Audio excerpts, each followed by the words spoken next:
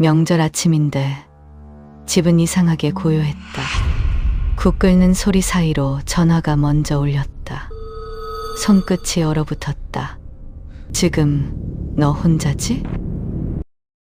이 이야기는 가장 소란스러워야 할 명절 아침, 가장 고요한 부엌에서 시작된 한 여자의 기록입니다. 명절이라는 건 참 이상하죠. 온 집안의 음식 냄새가 진동하고 사람들의 웃음소리가 벽을 넘어야 정상인데 우리 집은 늘 서늘한 기운부터 돌았거든요. 설날 아침이었어요. 아직 해가 다 뜨기도 전이라 창밖은 푸스름한 새벽빛이 가시지 않은 상태였죠. 저는 습관처럼 새벽 4시에 눈을 떴어요. 30년 넘게 몸에 밴 거였죠. 뒷목이 뻐근했지만 일어날 수밖에 없었어요. 제가 일어나지 않으면 이 집의 명절은 시작되지 않으니까요. 거실로 나오니 남편은 벌써 옷을 다 차려입고 소파에 앉아 있었어요. 평소보다 일찍 서두르는 모양새였죠. 제가 부엌으로 들어가 앞치마를 두르는 동안에도 남편은 아무 말이 없었어요. 그저 현관에서 구두를 신는 가죽 비비는 소리만 들려왔죠. 나 먼저 가 있을게. 남편의 목소리는 평소보다 조금 더 가라앉아 있었어요.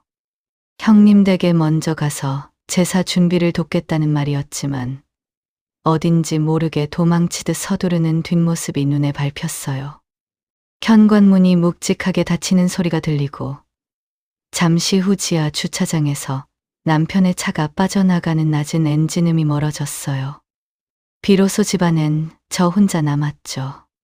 커다란 냄비에서 사골 국물이 끓어오르는 소리만 규칙적으로 들려왔어요. 저는 도마 위에 물을 올리고 칼질을 시작했어요. 일정한 리듬이 부엌 타일을 타고 거실로 번져나갔죠. 그때였어요. 거실 탁자 위에 놓아둔 전화기가 요란한 진동음을 내며 바르르 떨렸어요. 이 이른 시간에 누가 전화를 했을까 싶어 손등으로 땀을 훔치며 거실로 나갔죠. 액정에는 발신자 번호가 뜨지 않았어요. 그냥 발신 번호 제한이라는 글자만 깜빡거리고 있었죠. 왠지 모를 불안감이 엄습했어요. 명절 아침에 이런 전화를 받을 일은 없으니까요. 망설이다가 수화기를 들고 귀에 가져다 댔어요. 하지만 상대방은 아무 말이 없었죠. 거친 숨소리조차 들리지 않는 아주 깊고 정적인 침묵이었어요. 여보세요? 누구세요? 제가 2번이나 물었을 때였죠. 수화기 너머에서 아주 낮고 조용한, 그러면서도 소름 끼치도록 차분한 목소리가 흘러나왔어요. 지금 너 혼자지? 그 목소리를 듣는 순간 제 손끝부터 차가운 소름이 돋아올랐어요. 누구인지 단번에 알 수는 없었지만 그 말투와 억양에는 저라는 사람을 아주 잘 알고 있다는 확신이 서려 있었거든요. 저는 대답을 할 수 없었어요. 목구멍에 딱딱한 무언가가 걸린 것처럼 숨이 막혀왔죠. 수화기를 쥔 손에 힘이 들어가 하얗게 질렸어요. 누구신데? 우리 집에 혼자 있는 걸 아세요?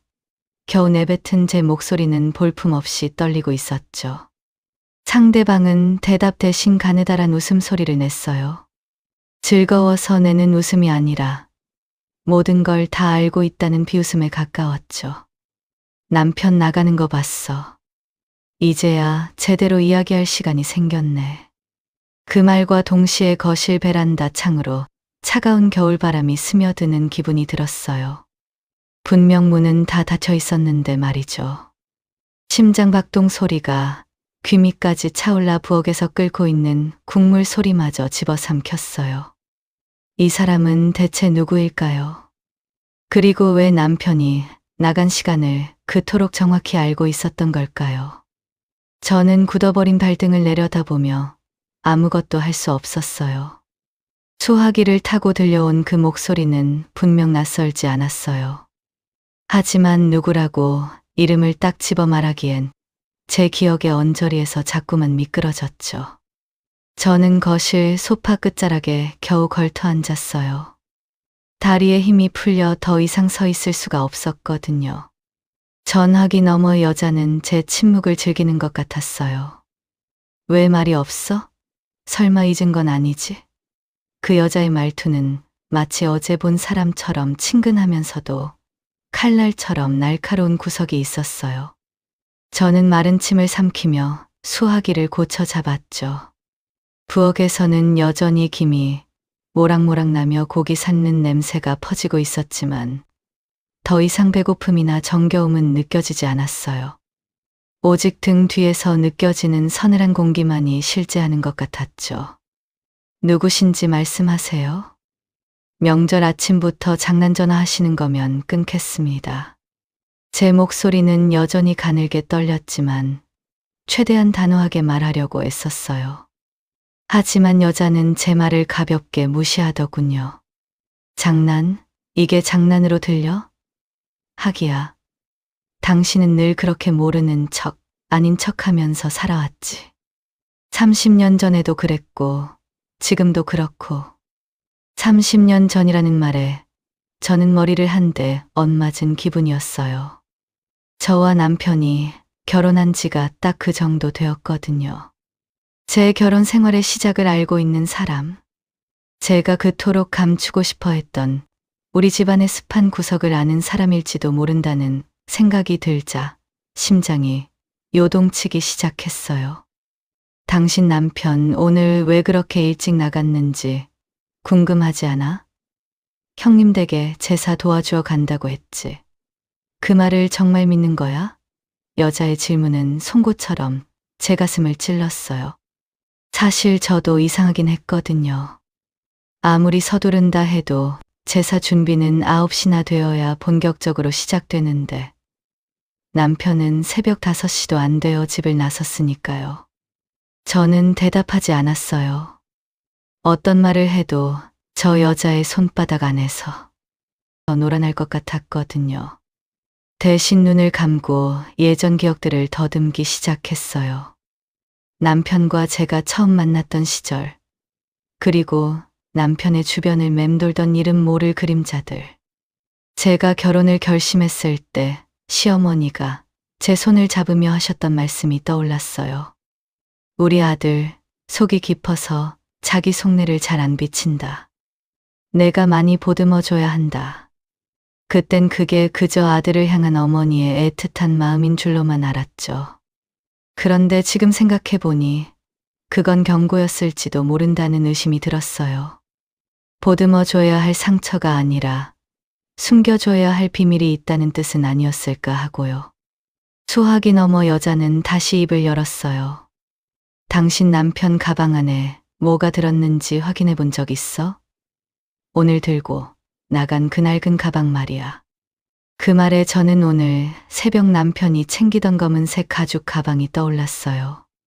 제사 음식을 담을 통도 아닌데 왜 그렇게 큰 가방을 챙겼는지 의아했었죠.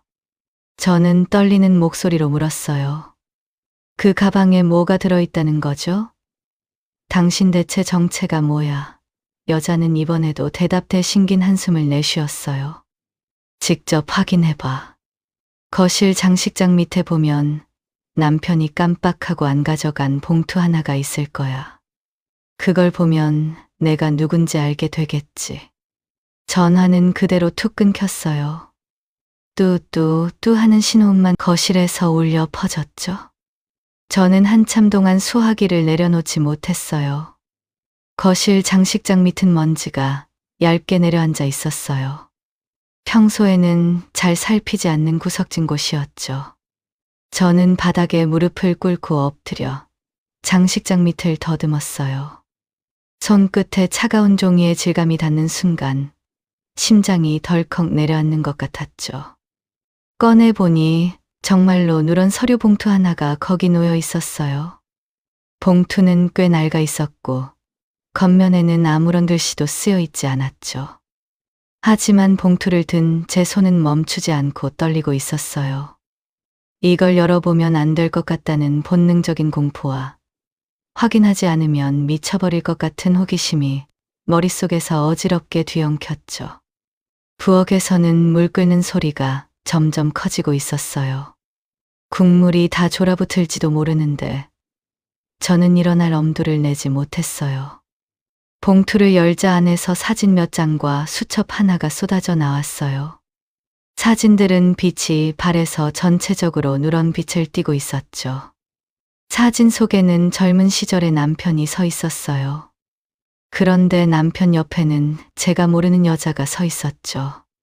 그녀는 남편의 팔짱을 낀 채 환하게 웃고 있었고, 남편 또한 제가 한 번도 본 적 없는 편안한 미소를 짓고 있었어요.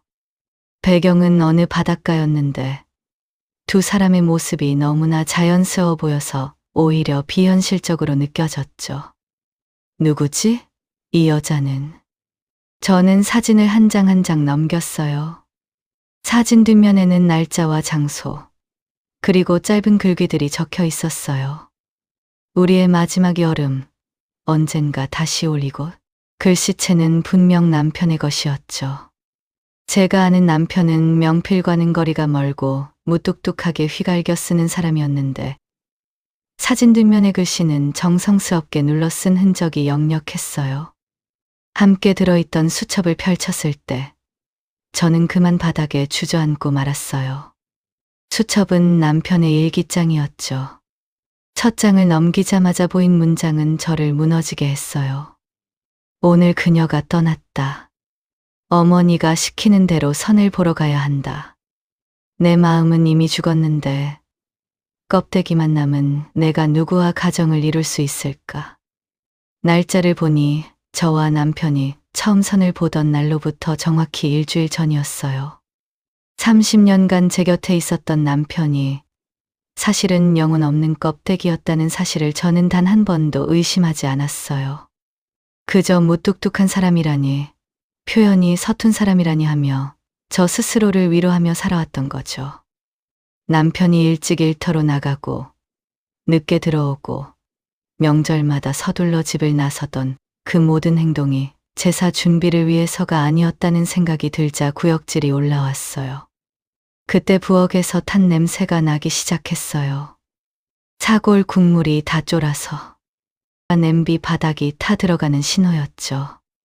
저는 허겁지겁 일어나 부엌으로 달려갔어요. 가스불을 끄고 탄 냄새가 진동하는 냄비를 바라보며 멍하니 서 있었죠. 제가 정성을 다해 끓였던 국물은 전부 타버려서 형체를 알 수 없게 되었어요. 마치 제 30년 세월이 한순간에 타버린 것처럼요. 저는 다시 사진들을 내려다봤어요. 사진 속 여자의 눈동자가 저를 쳐다보고 있는 것 같았죠. 전화 속 목소리가 다시 귓가에 쨍하게 울렸어요. 지금 너 혼자지? 그 말은 단순히 제 곁에 사람이 없다는 뜻이 아니었어요. 제가 30년 동안 철저하게 혼자였다는 그 사실을 일깨워주는 비수였던 거죠. 저는 그 여자가 누구인지 이제 확실히 알 것 같았어요.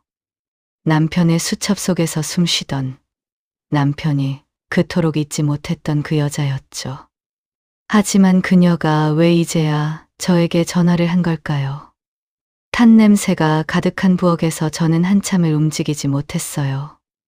검게 눌어붙은 냄비 바닥을 보며 제가 공들여 쌓아온 가정이라는 것이 얼마나 위태로운 모래성 위에 있었는지 뼈저리게 느꼈죠. 명절 아침, 남편은 형님 댁이 아니라 그녀를 만나러 간 걸까요? 아니면 그녀의 흔적이 남은 어딘가로 숨어버린 걸까요? 의문은 꼬리에 꼬리를 물고 이어졌지만 답을 찾을 길은 없었어요. 저는 바닥에 흩어진 사진과 수첩을 다시 봉투 안으로 밀어 넣었어요. 손끝이 자꾸 어긋나서 종이가 구겨지는 소리가 거실의 정적을 깼죠. 그때 다시 진동음이 울렸어요. 이번에도 역시 발신번호는 없었죠. 저는 이번엔 망설이지 않고 전화를 받았어요. 원하는 게 뭐야? 왜 나한테 이런 짓을 하는 거지? 제 목소리는 아까보다 훨씬 차갑고 낮았어요. 공포가 지나간 자리에 서늘한 분노가 들어차고 있었거든요. 수화기 너머에서는 한참 동안 대답이 없었어요. 그러다 가느다란 숨소리가 들리더니 여자가 나직하게 말했어요.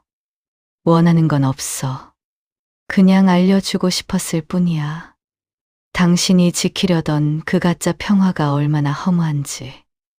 여자의 목소리는 슬프게 들리기도 했고, 동시에 지독하게 지쳐 있는 것처럼 느껴지기도 했어요. 알려줘서 고맙네. 그런데 왜 하필 오늘이야? 설날 아침, 남편이 집을 비운 이 시간에 굳이. 제 말에 여자가 짧게 웃음을 터뜨렸어요. 오늘이 그 사람 생일이거든. 당신은 몰랐지? 심장이 멈추는 것 같았어요. 남편의 생일은 가을이었어요. 주민등록상으로도 그랬고, 우리가 30년간 챙겨온 생일도 분명 그랬죠. 무슨 소리야? 그 사람 생일은 10월이야.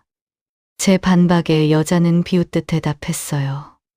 그건 당신이 아는 생일이고, 그 사람이 진짜 태어난 날, 그리고 우리 둘이 약속했던 날은 오늘이야. 설날 아침, 해가 뜨기 전. 그래서 그 사람은 매년 명절마다 새벽같이 집을 나섰던 거야. 당신이랑 밥 먹기 싫어서가 아니라 나랑 약속한 시간을 지키기 위해서. 수화기를 쥔 제 손에 힘이 빠져 하마터면 전화기를 놓칠 뻔했어요.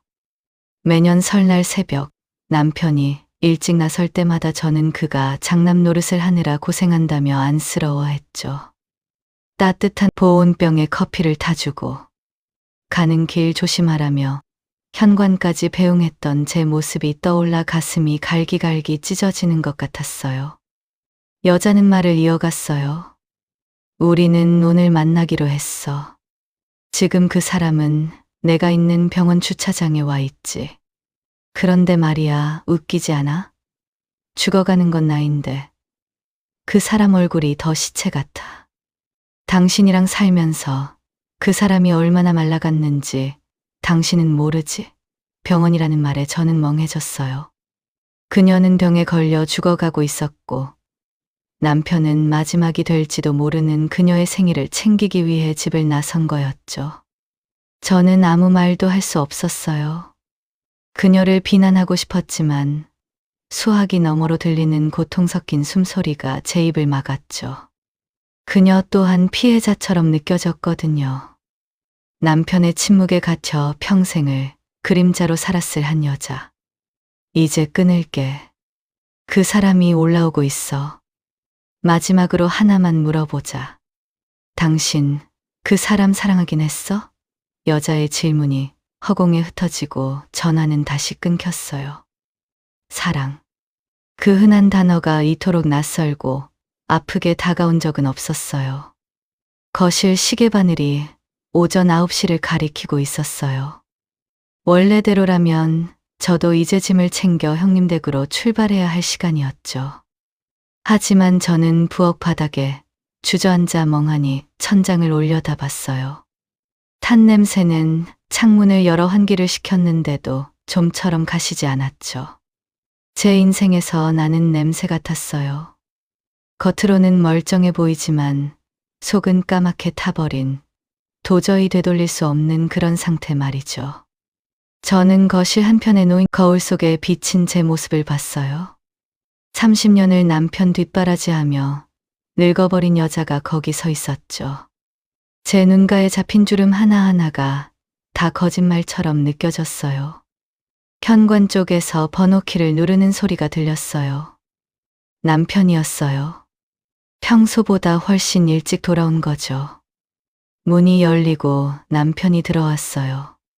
그의 어깨에는 얇은 서리 같은 게 내려앉아 있었고 얼굴은 전화 속 여자의 말대로 흑빛이었죠.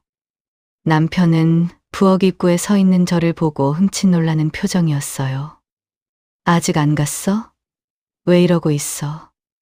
남편의 목소리는 평소와 다름없이 무미건조했어요. 저는 아무 말 없이 장식장 밑에서 꺼낸 봉투를 식탁 위에 올려두었죠. 남편의 시선이 봉투에 닿는 순간 그의 눈동자가 심하게 흔들렸어요. 그는 굳어버린 채 봉투를 바라보기만 했죠. 그 여자가 전화했었어? 오늘 당신 생일이라고. 제가 나직하게 말하자 남편은 힘없이 벽에 몸을 기대었어요. 그는 변명하지 않았어요. 화를 내지도 않았죠. 그저 무거운 침묵만이 우리 사이를 메웠어요. 30년이야. 당신한테 나는 뭐였어? 제 물음에 남편은 고개를 숙인 채 한참을 있다가 겨우 입을 열었어요. 미안하다. 그냥 말할 수가 없었어. 이미 시작된 일인데 돌이키기엔 너무 늦었다고 생각했어. 그 짧은 사과가 제 30년을 보상해줄 수는 없었어요. 저는 식탁 의자에 앉아 남편을 똑바로 쳐다봤어요. 남편의 눈에 고인 눈물을 본 건 결혼 생활 중 처음이었죠. 그 눈물은 저를 위한 것이 아니라 오늘 생일을 맞은, 그리고 어쩌면 곧 세상을 떠날 그녀를 위한 것이라는 걸 저는 잘 알고 있었어요. 형님 댁에는 내가 몸이 안 좋아서 못 간다고 전화했어. 당신 혼자 다녀와. 제 말에 남편은 당황한 듯 저를 쳐다봤어요. 같이 안 가고? 저는 쓴웃음을 지었어요. 가서 웃으며 떡국 먹고 덕담 나누고. 그런 짓 더 이상은 못 하겠어. 당신도 오늘만큼은 당신이 가고 싶은 곳에 있어. 나도 내 갈 길 찾을 테니까. 남편은 한동안 제 얼굴을 바라보다가 그는 다시 가방을 챙겨 현관으로 향했죠. 이번엔 도망치는 뒷모습이 아니라 자신의 운명을 받아들인 사람의 뒷모습이었어요. 그 사람이 다시 나가고 집안은 다시 정적에 휩싸였어요. 저는 식탁 위에 놓인 검게 탄 냄비를 집어들었어요. 그리고 망설임 없이 쓰레기 봉투에 집어 던졌죠. 수첩과 사진이 든 봉투는 남편이 가져가지 않았어요. 저는 그것들을 들고 베란다로 나갔어요. 차가운 겨울 공기가 뺨을 스쳤죠. 저는 수첩에 첫 장을 찢어 라이터로 불을 붙였어요. 작은 불꽃이 종이를 타고 번지며 어둠 속에서 타올랐죠. 한 장씩, 한 장씩 남편의 비밀과 저의 억울한 세월을 태워보냈어요. 제가 되어 날아가는 종이, 조각들을 보며 저는 처음으로 가슴이 뚫리는 것 같은 시원함을 느꼈어요. 설날 아침, 남편은 떠났고 저는 다시 혼자가 되었죠. 하지만 이번엔 누군가에게 떠밀려 남겨진 혼자가 아니었어요. 제 스스로 선택한 아주 고요하고 평온한 혼자였죠. 저는 부엌으로 돌아와 깨끗한 냄비에 물을 올렸어요. 이번엔 남편을 위한 국이 아니라 오직 저만을 위한 따뜻한 차 한 잔을 끓이기 위해서요.